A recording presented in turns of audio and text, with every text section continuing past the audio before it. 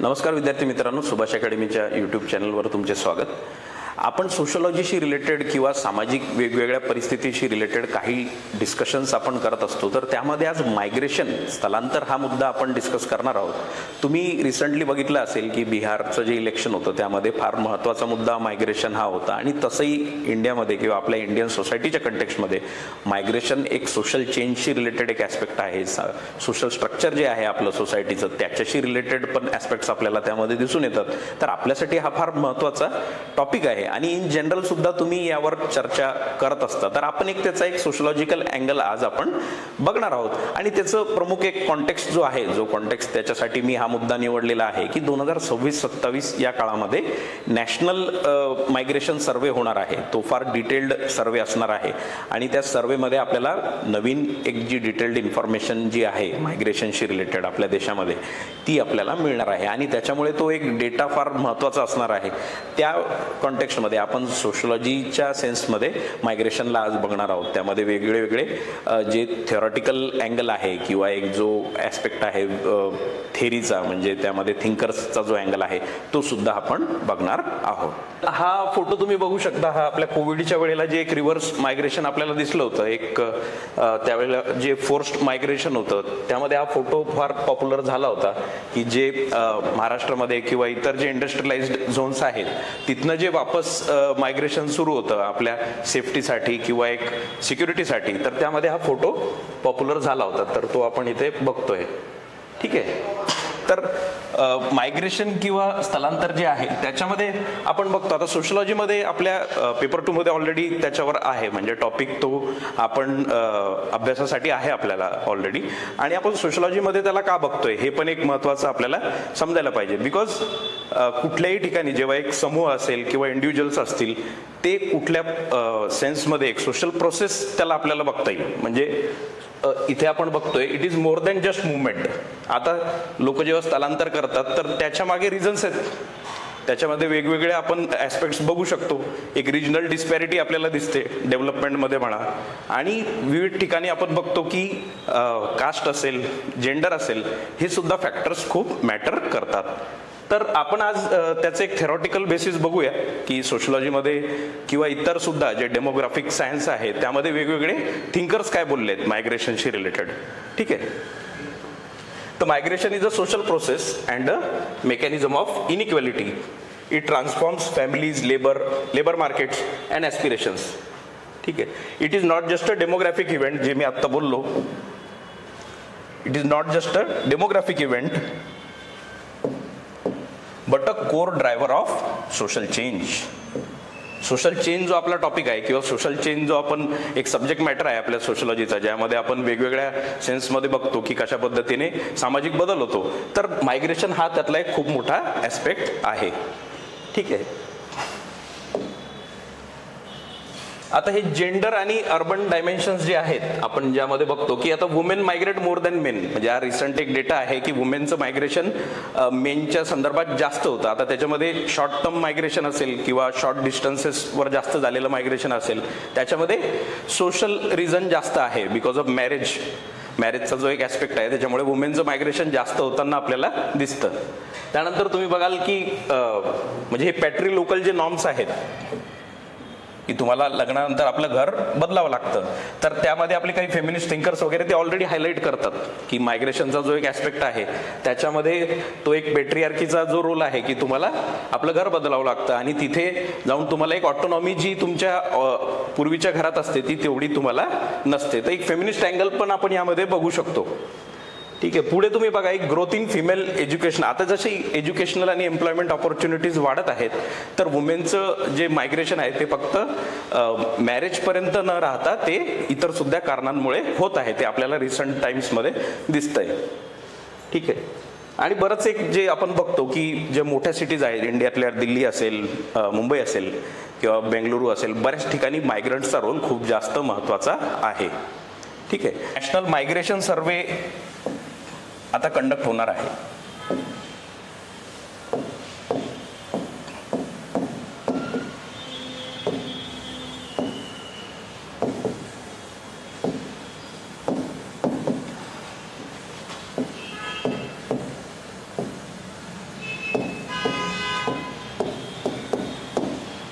National migration सर्वे 2026-27 conduct होणार आहे आणि त्याच्यामध्ये वेगवेगळे रिझन्स शोधण्यात येणार आहेत की रिझन्स काय आहेत मायग्रेशनचे. शॉर्ट टर्म मायग्रेशन असेल, लॉंग टर्म मायग्रेशन असेल, फोर्स्ड मायग्रेशन असेल, पुश फॅक्टर्स असतील किंवा पुल फॅक्टर्स असतील, त्याचे रिझनिंग वगैरे त्यामध्ये शोधणार आहेत आणि एक जे डिटेलिंग असतं ते या सर्वेमध्ये आपल्याला दिसणार आहे. कारण की यापूर्वी आपला 2008 मध्ये एक थोडासा कन्सॉलिडेटेड सर्वे झाला होता, त्यानंतर पण 2 डेकेड झालेले आहेत नियरली आणि बऱ्याच गोष्टी बदललेल्या आहेत.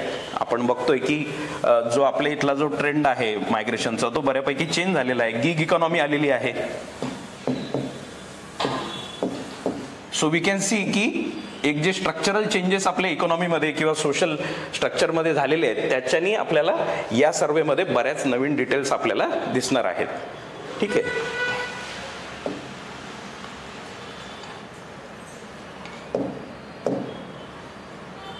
हां, आता अर्बन मार्जिनलायझेशनचा एक ॲस्पेक्ट आहे अर्बन सेन्समध्ये. आता तुम्ही बघाल की हे जे सिटीज आहेत, सिटीजमध्ये आपण बघतो की मायग्रंटचा रोल फार महत्त्वाचा आहे.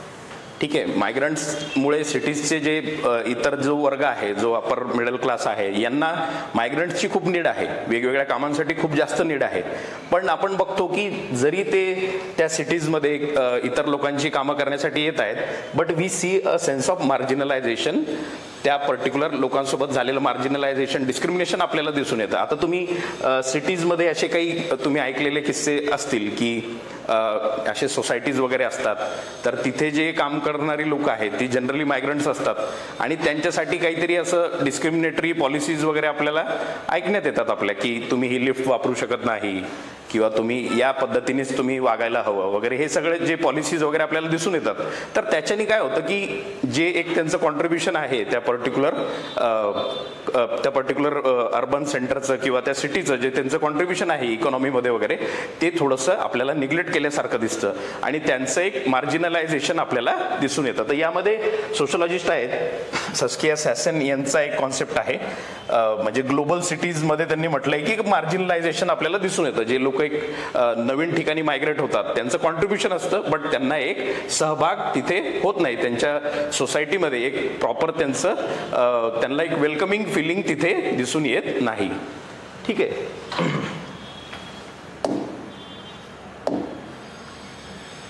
स्ट्रॅटिफिकेशन आणि इनइक्वॅलिटीचा सुद्धा एक मोठा भाग आपल्याला मायग्रेशनच्या सेन्समध्ये दिसून येतो. तर तुम्ही फुटलूस लेबरचा हा जो कन्सेप्ट आहे, आपल्या पेपर 2 मध्ये हा वारंवार येणारा टर्म आहे फुटलूस लेबर. त्याचं काय जॅन ब्रेमॅन यांनी दिलेला हा कन्सेप्ट आहे. यांचं काय म्हणणं आहे की जे मायग्रंट्स असतात हे सतत काहीतरी कामाच्या शोधात असतात आणि ते सीझनली फिरत असतात की जिथे काम मिळेल तिथे त्यांना फिरावं लागतं, तिकडे जावं लागतं त्यांना. आणि तिथे असं आहे की खूप हाय सेन्स ऑफ इनसिक्युरिटी असते, म्हणजे त्यांच्याकडे तितका एक बार्गेनिंग कॅपॅसिटीज नसते की ते एक पर्टिक्युलर काम लॉंग टर्म पर्यंत करू शकतात. त्यामुळे ते काय करतात की नवीन नवीन काम शोधत असतात. एक सर्क्युलर सेन्समध्ये किंवा एक सीझनल पॅटर्नमध्ये त्यांना फिरावं लागतं आणि त्यामध्ये फार इन्सिक्युरिटी असते आणि त्यांचं फार त्या सेन्समध्ये एक्सप्लॉयटेशन होतं. ठीक आहे. तर जॅन ब्रेमॅनचा जो कॉन्सेप्ट आहे फुटलूस लेबर, हा आपल्याला माहीत असणं गरजेचं आहे. ठीक आहे. आता AR देसाई सुद्धा आहेत आपले. AR देसाई मार्क्सिस्ट सेन्समध्ये बघतात. तर AR देसाई काय बोलतायत की बरेच एक सर्वायवल स्ट्रॅटेजी आहे. बरेच जे रुरल टू अर्बन मायग्रेशन आहे याच्यामध्ये रिझन्स काय असतात की ॲग्रेरियन डिस्ट्रेस आहे, लँडलेसनेस आहे, वॉटर स्कॅर्सिटी आहे. या सगळ्या कारणांमुळे लोक मायग्रेट होतात आणि जे एक ट्रान्सफॉर्मेशन झालेलं आहे आफ्टर इंडिपेंडन्स, आपल्या इकॉनॉमीचं जे एक ट्रान्सफॉर्मेशन झालेलं आहे, तो जो एक पिझंट होता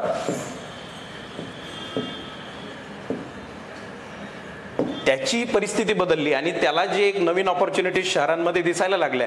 तर the transformation of economy is also one of the reason. आता हे मार्क्सिस्ट असल्यामुळे हे जे capitalist transformation of Indian agriculture झालेलं आहे किंवा capitalist transformation of our economy झालेलं आहे, त्यामुळे बरेचसे एक जे ऑपॉर्च्युनिटीज आहेत ह्या बदलल्यात आणि लोकांना स्थलांतर करावं लागलं.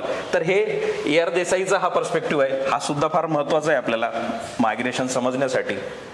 ठीक आहे. तर स्ट्रॅटिफिकेशन इनइक्वॅलिटीचा भाग असेल, जेंडरचा भाग असेल, हे सगळे फार एकदम आपल्याला एक ॲनालिसिस समजण्यासाठी फार गरजेचे आहेत.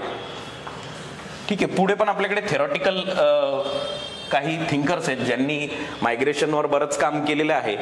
तर हे जरी आपले सोशलॉजीमध्ये डायरेक्टली नसतील, पण आपण जर मायग्रेशन समजायचा प्रयत्न करतोय तर यांची नावं आपल्याला माहीत असणं थोडीशी गरजेचं आहे, किंवा त्यांनी दिलेल्या ज्या फाइंडिंग्स आहेत किंवा त्यांनी दिलेले जे त्यांचे ऑब्झर्वेशन्स आहेत ते आपल्याला इंडियन सोसायटीच्या सेन्समध्ये ॲप्लिकेबल आहेत का हे आपल्याला कळालं पाहिजे. तर सगळ्यात महत्त्वाचा भाग याच्यात आहे रॅव्हिन्स्टेन हे जे आहेत, अर्नेस्ट रॅव्हिन्स्टेन आहेत, यांनी मायग्रेशनवर फार स्टडी केलेली आहे. आता यांनी वेगवेगळे रूल्स किंवा त्यांनी एक ऑब्झर्वेशन सांगितले होते की रुरल टू अर्बन होत असतं किंवा इकॉनॉमिक सेन्समध्ये मायग्रेशन होतं. मायग्रेशन झाली की त्या पर्टिक्युलर ठिकाणी जिथे लोक मायग्रेट झाले तिथली पण डेमोग्राफी चेंज होते. हे बेसिक्स यांनी मायग्रेशन बद्दलचे दिलेले आहेत. तर आणि त्यांनी एक महत्त्वाचा भाग सांगितलाय की जेंडर्ड पॅटर्न जो आहे, मॅरेज लेड फिमेल मायग्रेशन जे आहे ते सुद्धा होत असतं. म्हणजे वुमेन जनरली मॅरेज किंवा सोशल रिझनसाठी त्या हे करतात, मायग्रेट करतात. त्याच्या व्यतिरिक्त म्हणजे त्याच्यात दुसऱ्या साईडला आपण बघू तर मेलचं जे मायग्रेशन आहे हे कशासाठी होतं, जॉब ऑपॉर्च्युनिटीजसाठी. ठीक आहे, तर हा एक बेसिक पॅटर्न आपल्याला त्या ठिकाणी त्यांनी बघितलेला होता. तर इंडियाच्या सेन्समध्ये आपण जेव्हा बघतो तर 87% female migration is marriage led. 2020-21च्या सर्वेमध्ये बघितण्यात आलं, हे बघितलं होतं की 87% of the female migration is marriage led. पण आजकाल परिस्थिती थोडी बदलत आहे, म्हणजे एम्प्लॉयमेंट ऑपॉर्च्युनिटीसाठी सुद्धा विमेन मायग्रेट करत आहेत. ठीक आहे, पुश आणि पुल फॅक्टर्स असतील यामध्ये आपण बघतो की कोविडच्या टायमाला आपण बघितलंय की डिस्ट्रेस होता, किंवा आपण पुल फॅक्टर्स असतील की जे वेजेस वगैरे जिकडे जास्त आहेत त्या साईडला आपण बघतो की लोक तिकडे जास्त मायग्रेट करतात है ना. तर हे सुद्धा एव्हरेट यांच्या थेअरीमध्ये आपण सांगू शकतो, यांच्या थेअरीच्या बेसिसवर आपण बोलू शकतो. झेलेन्स्की यांनी सुद्धा मायग्रेशनवर त्यांचं काम दिलेलं आहे. हे ते आपले युक्रेनवाले झेलेन्स्की नाही आहेत, हे दुसरे झेलेन्स्की आहेत, हे म्हणजे रिसर्चर आहेत. तर यांचं काय म्हणणं आहे की आपण जेव्हा सर्व्हिस आणि मॅन्युफॅक्चरिंगमध्ये शिफ्ट झालो, आपली इकॉनॉमी जेव्हा सर्व्हिस आणि मॅन्युफॅक्चरिंगकडे शिफ्ट झाली तर त्याच्यामुळे बरेच बदल घडले आणि मोबिलिटी सुद्धा दिसून येते. पण त्यांनी एक म्हटलं की आपला जो एक म्हणजे त्यांचं जे ऍप्लिकेशन आहे, त्यांनी दिलेले जे पर्टिक्युलर पॉस्च्युलेट्स आहेत त्याचं ऍप्लिकेशन आपण आपल्या सेन्समध्ये बघतोय. तर आपल्या इथे पण फार मोबिलिटी आपल्याला दिसून येते. मॅन्युफॅक्चरिंग आणि सर्व्हिसकडे आपण जेव्हापासून वळलो तर आपल्याला बरीच आपल्या इथली मोबिलिटी दिसते, पण ती फार अनइव्हन आहे. म्हणजे तुम्ही सदर्न स्टेट्समध्ये किंवा वेस्टर्न स्टेट्समध्ये बघाल तर ती मोबिलिटी आपल्याला दिसून येते. पण इकडे जे सेंट्रल आणि ईस्टर्न पार्ट आहे इंडियाचा तिथे ती फोर्स्ड वेमध्ये आहे. इट इज फोर्स्ड मायग्रेशन आपल्याला ते दिसून येतं. तर हा पण भाग आपण आपल्या इंडियन सोसायटीच्या कॉन्टेक्स्टमध्ये आपण अप्लाय करू शकतो. ठीक आहे, इतर सुद्धा आपल्याकडे पर्स्पेक्टिव्ह आहे. MSA राव हे आपले मेजर सोशलॉजिकल नाव आहे इंडियाच्या कंटेक्स्टमध्ये. तुम्ही सोशल मुवमेंट वगैरे वाचला असेल तर तिथे यांचा संदर्भ वारंवार येतो. तर यांनी काय बोललंय की ह्या ज्या कम्युनिटीज आहेत किंवा वेगवेगळे जे मायग्रंट्स आहेत हे जेव्हा नवीन कल्चरमध्ये येतात किंवा नवीन एका पर्टिक्युलर सिटीमध्ये येतात तर तिथे त्यांचे एक त्यांच्यामध्ये एक आपुलकी असते. म्हणजे ते जे एक लॉंग डिस्टन्स ट्रॅव्हल करून ती आपलं संस्कृती सोडून जे लोक येतात, नवीन ठिकाणी येतात, त्यांचा एक स्वतःचा एक समूह तयार होतो आणि तिथे आपल्याला दिसतं की एक कल्चरल प्लुरलिझम आपल्याला दिसून येतं. तर अर्बन सेंटर्समध्ये हे वेगवेगळ्या क्षेत्रातले लोक येऊन किंवा वेगवेगळ्या रिजन्स मधले लोक येऊन ते एका ठिकाणी त्यांचं एकमेकांसोबतचे संबंध जपतात आणि त्याच्याने आपल्याला दिसतं की कल्चरल प्लुरलिझम आपल्याला दिसून येतं. आता तुम्ही बघाल की मुंबईमध्ये वगैरे छठ पूजाचे बरेच कार्यक्रम वगैरे होतात. तर जे ईस्टर्न UP आणि बिहारहून आलेले जे मायग्रंट्स आहेत तर त्यांचं एक तिथे आपल्याला एक त्यांचा आपसातलं एक जे त्यांचं आहे संस्कृती जी ते जपतायत ते आपल्याला दिसून येतं. तर MSA राव यांनी ही गोष्ट हायलाइट केली होती. ठीक आहे, सोशल कॅपिटल. आता सोशल कॅपिटल थिअरी आपल्या सोशलॉजीमध्ये तुम्ही ऐकाल तर बऱ्याचदा हा टर्म येत राहतो. तर सोशल कॅपिटलचा जो ऍस्पेक्ट आहे, पेरी बोर्डू यांनी दिलेली जी कन्सेप्ट आहे की सोशल कॅपिटल काय करतं, आपल्याला हेल्प करतं. म्हणजे आपल्या पर्टिक्युलर जी आपली जर ओळख असेल किंवा कुठल्या क्षेत्रामध्ये आपलं एक स्वतःची एक आपण आपले ऑलरेडी लोक असतील कुठल्या पर्टिक्युलर क्षेत्रामध्ये तर ते आपल्याला हेल्प करतात किंवा आपल्याला ती ओळख त्या गोष्टीचा फायदा होतो, त्यालाच आपण थोडक्यात सोशल कॅपिटल असं म्हणतो. आता हे जे लेबर आहेत किंवा यांचं जे एक मायग्रंटचा जो एक आपण ऍस्पेक्ट इथे बघतोय तर काही असे मायग्रंट्स आहेत की ज्यांच्या फॅमिलीमध्ये ऑलरेडी मायग्रेट केलेले आहेत आणि ते काय करतात की आपल्याच फॅमिलीतले जे लोक आहेत जे गावाकडे आहेत त्यांना ते बोलून घेतात आणि त्या ठिकाणी त्यांना जी एक नवीन एंट्रीचं जे बॅरियर असतं की तुम्हाला घर शोधण्याचा जो प्रॉब्लेम असतो किंवा तुम्हाला त्या पर्टिक्युलर कामामध्ये काय करायचं याच्याबद्दलचं जे एक तुमची अस्वस्थता असते ती थोडीशी त्या सोशल कॅपिटलमुळे कमी होते. आणि सोशल कॅपिटल थिअरी आपण बघतो की ती इथे पण ॲप्लिकेबल आहे. ठीक आहे. आता तुम्ही बघाल प्रशांत किशोर वगैरे आत्ता ज्या बिहारमध्ये झालेल्या इलेक्शनमध्ये त्यांनी फार मोठा हा मुद्दा त्यांनी पकडला होता. त्यांचं काय म्हणणं होतं की बिहारचा एक पर्टिक्युलर जो व्यक्ती आहे तो 15 ते 20 वयापासनं जातो आणि 60 वगैरे होईपर्यंत तो तिकडे असतो. म्हणजे तिथलं एक फॅमिलीतला एक पर्टिक्युलर व्यक्तीच गायब असतो. तो मोजक्या 2-3-5 दिवसासाठी वर्षभरातून घरी येऊ शकतो आणि त्यानंतर तो जेव्हा वापस येतो तर दुसरा जो एक तिथून रिप्लेसमेंट जातो किंवा त्या पर्टिक्युलर घरातला माणूस तो मायग्रेशनमुळे तिकडे शिफ्ट होतो किंवा त्याच्या आर्थिक आणि ऑपॉर्च्युनिटीज ज्या त्याला भेटतात त्याच्यासाठी तो तिकडे शिफ्ट होतो.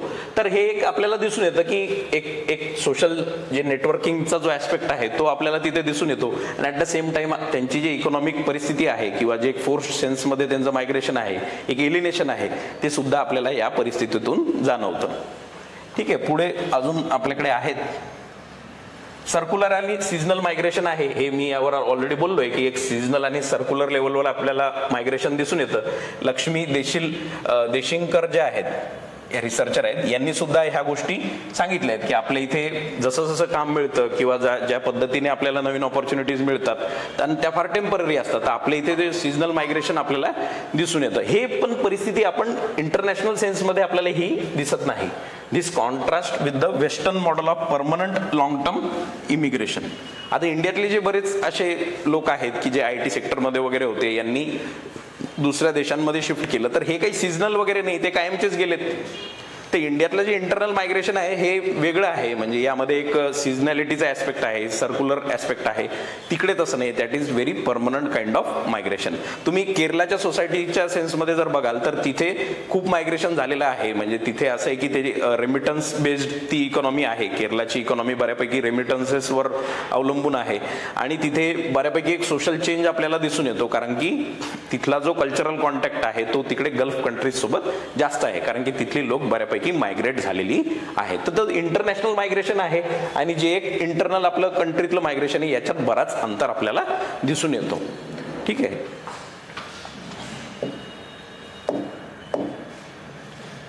ठीक आहे. तर ओव्हरऑल आपण जर बघितलं तर हा जो आता सर्वे होणार आहे, सर्वे जो आपल्याला याच्यामध्ये दिसतो, नॅशनल जो सर्वे आहे, नॅशनल मायग्रेशन सर्वे 2026-27 आहे, याच्यामध्ये बऱ्याचशा गोष्टी उघडकीस येतील की मायग्रंट्स प्रत्येक रिजनमधून कुठे जात आहेत किंवा म्हणजे UP टू महाराष्ट्र किंवा मुंबई हा कसा, इथे मायग्रेशनचा ट्रेंड काय आहे, सुरतमध्ये ट्रेंड काय आहे किंवा हरियाणा वगैरे त्या साईडला फुटलूज लेबर खूप जातं किंवा त्या साईडला एक नीड असते, तर तो ट्रेंड काय आहे, कोणत्या रिजन मधून लोक कुठे जात आहेत, त्यांचे मग जे आपले स्कीम्स आहेत, आपण जे PDS वगैरेच्या ज्या स्कीम्स आहेत याच्याशी रिलेटेड मग त्यांना कसं आपण प्रोव्हाइड करू शकतो. या सगळ्यासाठी एक गव्हर्नन्स पॉईंट ऑफ व्ह्यू साठी पण हा फार महत्वाचा एक सर्वे असणार आहे. आणि त्यानिमित्ताने आपण जे आपलं मायग्रेशनचा जो ऍस्पेक्ट आहे किंवा स्थलांतराचा जो ऍस्पेक्ट आहे त्याचं एक सोशलॉजिकल अनालिसिस आपण या ठिकाणी केलं आहे. तर ओव्हरऑल तुम्हाला एक समजण्यासाठी हा व्हिडिओ होता की ज्याच्यामध्ये तुम्ही मायग्रेशन हा जो टॉपिक आहे हा म्हणजे तसा एक जेनरिक सेन्समध्ये पण आपल्याला एक क्युरिओसिटी असते की आपण कसं याला समजावं, तर त्यासाठी आपण हा पर्टिक्युलर टॉपिक आपण आज डिस्कशनसाठी घेतला होता. आणि दुसरं एक सूचना द्यायची म्हटली तर आपला जो सोशलॉजीचा क्रॅश कोर्स आहे, म्हणजे MPSC मेन्स असेल 2025 किंवा 26 किंवा UPSC जरी तुम्ही अटेम्प्ट करत असाल तर आपला जो कोर्स आहे तो आपल्या सुभाष अकॅडमीच्या ॲपवर सुरू झालेला आहे किंवा युट्यूबवर पण आपण काही त्याच्यावर इंट्रोडक्टरी लेक्चर जे आहेत ते आपण टाकलेले आहेत आणि तो पुढे असा सुरू राहील. म्हणजे त्याच्यावर तुम्ही ते व्हिडिओज बघू शकता किंवा तुम्ही कोर्स तुम्ही अप्लाय करू शकता, तुम्ही कोर्ससाठी तुम्ही अप्लाय करू शकता. ठीक आहे. तर आपण असेच विविध टॉपिक्सवर वारंवार चर्चा करत राहू. ठीक आहे.